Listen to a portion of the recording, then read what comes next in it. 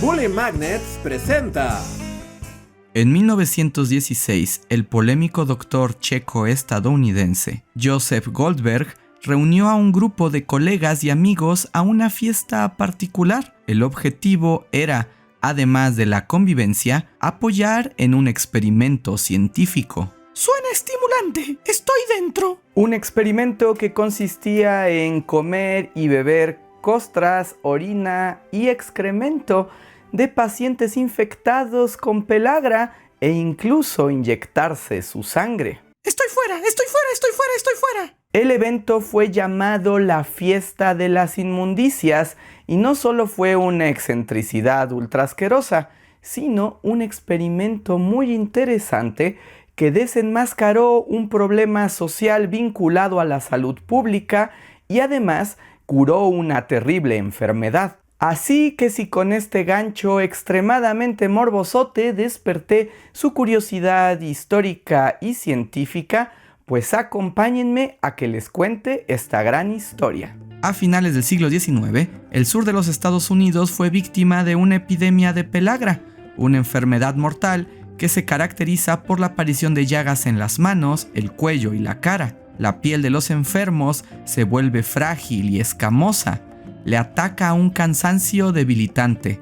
Después es presa de diarrea y finalmente es consumido por la demencia hasta la muerte. Y por eso también se le conoce como la enfermedad de las 3 Ds: dermatitis, diarrea y demencia. Y ya sé que esto suena a chiste, pero en serio así le llaman, búsquenlo. Aunque la enfermedad había sido detectada en pequeñas comunidades en el trópico, había llegado a los Estados Unidos y se convirtió en una calamidad. Afectaba principalmente a las comunidades rurales del sur del país, así como a las mujeres, los afroamericanos, y era cotidiana en hospitales, orfanatos y cárceles. Que alguien haga algo, nos quedamos sin mano de obra. El gobierno de los Estados Unidos puso manos a la obra para resolver el problema y en 1914 comisionó al médico militar Joseph Goldberg para dirigir la investigación. Goldberg había nacido en Checoslovaquia y emigrado a Nueva York cuando tenía 16 años. Se profesionalizó como médico y muy pronto demostró grandes aptitudes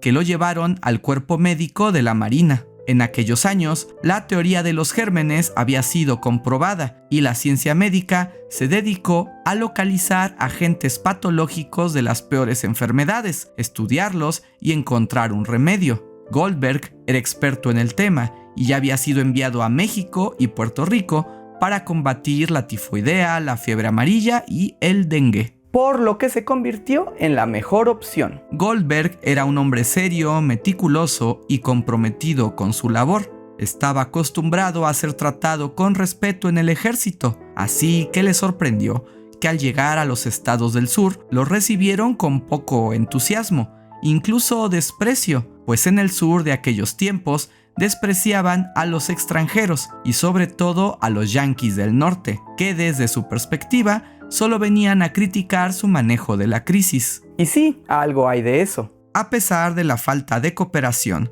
Goldberg lo aceptó como un desafío y empezó una gira sureña para tomar muestras, observar a los enfermos y conocer los focos de infección. Durante meses visitó granjas, hospitales, manicomios y orfanatos. Siguió todos los procedimientos y pronto notó un asunto que el resto había pasado por alto. Aunque en estos lugares hacinados la enfermedad se propagaba rápido entre huérfanos, locos y prisioneros, las personas a su cargo, custodios, enfermeras y capataces, no contraían la enfermedad.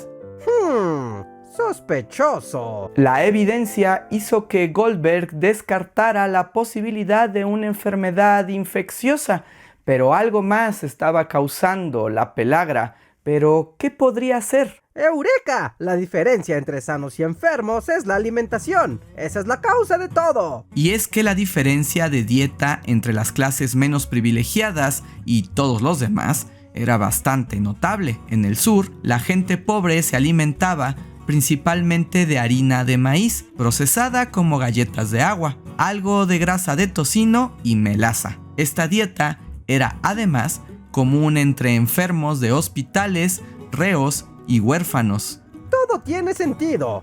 Goldberg lanzó una alerta al instante. La pelagra era producto de la desnutrición, no de una bacteria. Por eso, solo los más pobres o aquellos en situaciones vulnerables la padecían. No se trataba de hacer un medicamento, sino de cambiar su situación de vida. Descubrir qué les restringía el acceso a la carne, a los vegetales y las leguminosas. Porque, dato extra, el maíz, si no está nixtamalizado, tiene prácticamente 0 nutrientes, cosa que ya sabían los pueblos mesoamericanos, pero al parecer desconocían los sureños de Estados Unidos. ¡Qué burros! Y aquí hubiera acabado la historia de no ser porque el diagnóstico en realidad revelaba una situación económica y social muy delicada. Los estados del sur se pusieron a la defensiva y rechazaron el diagnóstico. Acusaron a Goldberg de criticar su cultura y su gastronomía e insistieron que la pelagra debía ser cosa de un microbio, solo que Goldberg no había podido encontrarlo. Pero eso no desanimó a Goldberg, solo tenía que convencerlos con el poder de la ciencia. En 1915 llegó a un acuerdo con el gobernador de Mississippi para realizar un experimento un tanto cuestionable. Se eligieron 12 prisioneros de una penitenciaría, hombres blancos, sanos y fuertes. Por cierto, los blancos se enfermaban mucho menos que los negros de pelagra, ya saben, casualmente y no porque recibieran un mejor trato alimenticio. Goldberg aisló a los prisioneros de manera que no pudieran contagiarse por contacto. Se aseguró de que estuvieran sanos y poco a poco empezó a cambiarles la dieta, llegando a un punto en el que solo les alimentaba con sémola de maíz y jarabe. Aunque las porciones eran suficientemente abundantes para mantenerlos en buen estado, pronto su salud decayó y al cabo de unos meses, la mayor parte de los reos mostró síntomas inequívocos de pelagra. Con ello, Goldberg demostraba que la enfermedad no era infecciosa. Y solo tuve que torturar a 12 hombres, que como eran prisioneros no cuentan, creo. Un pequeño precio para un bien mayor. Lo cierto es que a estos reos se les otorgaron perdones y después su libertad, en un acto de retorcida compensación. Pero aún así, aquello no convenció a los detractores de Goldberg, que señalaron que el experimento era poco ético y que, por lo tanto, no podían tomarlo en serio. Goldberg sufrió otra derrota, pero era testarudo y necesitaba que su teoría fuera probada y reconocida. Si experimentar con otros lo hacía parecer un monstruo, tal vez si experimentaba con él mismo, eso serviría para convencerlos. Y que pensaran que estaba loco, pero un problema a la vez. Seguro de su teoría, Goldberg convenció a sus colegas más cercanos, a sus amigos y hasta a su esposa de participar en las fiestas de inmundicia. Mitad experimento, mitad acto público, Goldberg recolectó muestras de piel, heces y orina de pacientes en estados avanzados de pelagra y los mezcló con harina para hacer una especie de tortitas para ser consumidas. Y si eso no era suficiente, también tomó muestras sanguíneas de los enfermos y se las inyectó a él mismo y a sus invitados, en especial a su esposa. Mi mujer es una dama y no puede comer estas porquerías. Así que mejor piquete infecto. La comunidad médica y el público morbosote siguió el resultado de las fiestas, que fueron 4 en total, y aunque en los primeros días algunos de los invitados presentaron dolores estomacales y diarrea, ninguno de ellos contrajo la temida pelagra. La comunidad científica y los gobiernos del sur aceptaron finalmente que la enfermedad no era infecciosa y que en efecto debía estar relacionada con la alimentación. Y para demostrarlo, solo tuvo que hacerlo de la manera más riesgosa y asquerosamente posible. Gracias a esta prueba, Goldberg recibió financiamiento para encontrar la cura. Hizo nuevos experimentos para hallar la solución. Y esta vez con perros, pero no es necesario que les cuente todos los cruentos detalles. El caso es que Goldberg descubrió que consumir levadura de cerveza curaba la enfermedad en tan solo unos días. El remedio, además de efectivo, era muy barato, y en menos de un año, la pelagra fue erradicada de los Estados Unidos. Sin embargo, Goldberg no se quedó ahí.